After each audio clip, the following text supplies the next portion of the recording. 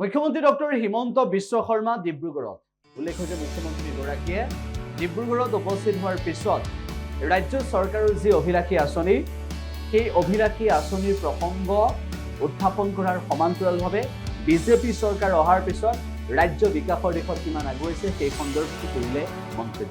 আমি আজি ডিব্ৰুগড়ত সামৰণি পেলাইছো। এই সময়ছোৱাত অসমৰ 20 লাখ লোকক আমি নতুনকৈ ৰেচন কাৰ্ড দিব পাৰিলোঁ। বানপানীত ক্ষতিগ্ৰস্ত 6 লাখ লোকক আমি সাহায্য আগবঢ়াব পাৰিলোঁ। অসমৰ মেধাৱী ছাত্ৰ ছাত্ৰীসকলক স্কুটি, চাইকেল, আনন্দৰাম বৰুৱা বঁটা প্ৰদান কৰিব পাৰিলোঁ আৰু প্ৰায় 30-32 লাখ লোকক চৰকাৰী আঁচনিৰ সুফলসমূহ আমি বিতৰণ কৰিব পাৰিলোঁ।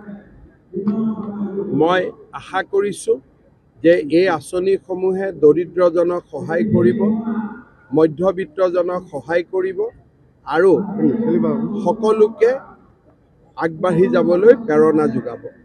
বিকাশৰ 12 দিন অনুষ্ঠানৰ সামৰণিৰ পিছত মই অসমবাসী ৰাইজক পুনৰ এবাৰ ধন্যবাদ জনাইছোঁ আৰু নতুন বছৰৰ শুভেচ্ছা জনাইছোঁ।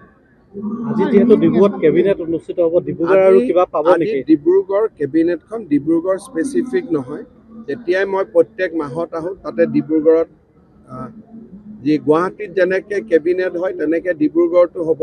আৰু গুৱাহাটীত কেবিনেট হ'লে যেনেকৈ আমি গুৱাহাটীৰ কথা নাপাতোঁ তেনেকৈ ডিব্ৰুগড়ৰ মুখ্যমন্ত্ৰী কাৰ্যালয়ত কেবিনেটতো জিলাখনৰ বিষয়ে আলোচনা নহয়, যি নৰ্মেল এজেণ্ডা থাকে সেই আলোচনা হ'ব।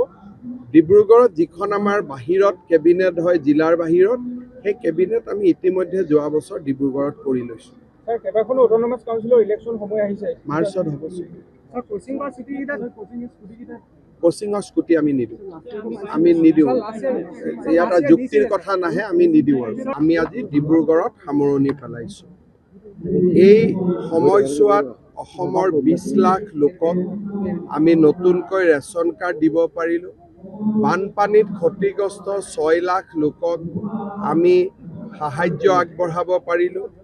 অসমৰ মেধাৱী ছাত্ৰ ছাত্ৰীসকলক স্কুটি, চাইকেল, আনন্দৰাম বৰুৱা বঁটা প্ৰদান কৰিব পাৰিলোঁ আৰু প্ৰায় 30-32 লাখ লোকক চৰকাৰী আঁচনিৰ সুফলসমূহ আমি বিতৰণ কৰিব পাৰিলোঁ। মই আশা কৰিছোঁ যে এই আঁচনিসমূহে দৰিদ্ৰজনক সহায় কৰিব, মধ্যবিত্তজনক সহায় কৰিব আৰু সকলোকে আগবাঢ়ি যাবলৈ প্ৰেৰণা যোগাব। বিকাশৰ 12 দিন অনুষ্ঠানৰ সামৰণিৰ পিছত মই অসমবাসী ৰাইজক পুনৰ এবাৰ ধন্যবাদ জনাইছোঁ আৰু নতুন বছৰৰ শুভেচ্ছা জনাইছোঁ। আজি যেহেতু ডিব্ৰুগড়ত কেবিনেট অনুষ্ঠিত হ'ব, ডিব্ৰুগড় আৰু কিবা পাব নেকি? ডিব্ৰুগড় কেবিনেটখন ডিব্ৰুগড় স্পেচিফিক নহয়। যেতিয়াই মই প্ৰত্যেক মাহত আহোঁ তাতে ডিব্ৰুগড়ত যি গুৱাহাটীত যেনেকৈ কেবিনেট হয় তেনেকৈ ডিব্ৰুগড়তো হ'ব। আৰু গুৱাহাটীত কেবিনেট হ'লে যেনেকৈ আমি গুৱাহাটীৰ কথা নাপাতোঁ তেনেকৈ ডিব্ৰুগড়ৰ মুখ্যমন্ত্ৰী কাৰ্যালয়ত কেবিনেটতো জিলাখনৰ বিষয়ে আলোচনা নহয়, যি নৰ্মেল এজেণ্ডা থাকে সেই আলোচনা হ'ব। ডিব্ৰুগড়ত যিখন আমাৰ বাহিৰত কেবিনেট হয়, জিলাৰ বাহিৰত, সেই কেবিনেট আমি ইতিমধ্যে যোৱা বছৰ ডিব্ৰুগড়ত কৰি লৈছোঁ। কেইবাখনো অট'নমাছ কাউন্সিলৰ ইলেকশ্যন সময় আহিছে, মাৰ্চত হ'ব। কোচিঙৰ স্কুটি আমি নিদিওঁ, ইয়াত যুক্তিৰ কথা নাহে, আমি নিদিওঁ। আৰু যিকোনো খবৰৰ বাবে যোগাযোগ কৰক 7099017330 লগতে 7099017110 নম্বৰত।